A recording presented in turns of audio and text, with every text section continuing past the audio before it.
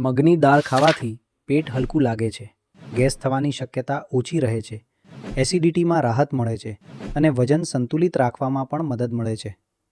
મસૂરની દાળ શરીરને સારું આયન આપે છે, જેનાથી એનર્જી લેવલ સારું રહે છે.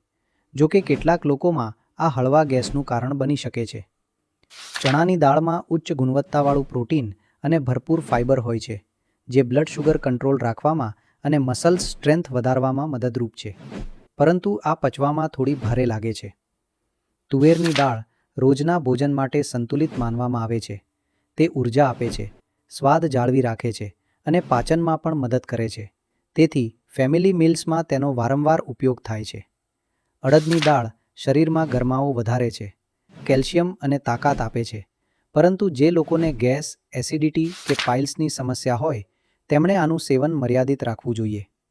યાદ રાખો, બધી દાળ પૌષ્ટિક હોય છે. મહત્વની વાત એ છે કે તમે તમારા બોડી ટાઈપ અને પાચન ક્ષમતા અનુસાર યોગ્ય દાળ પસંદ કરી રહ્યા છો કે નહીં.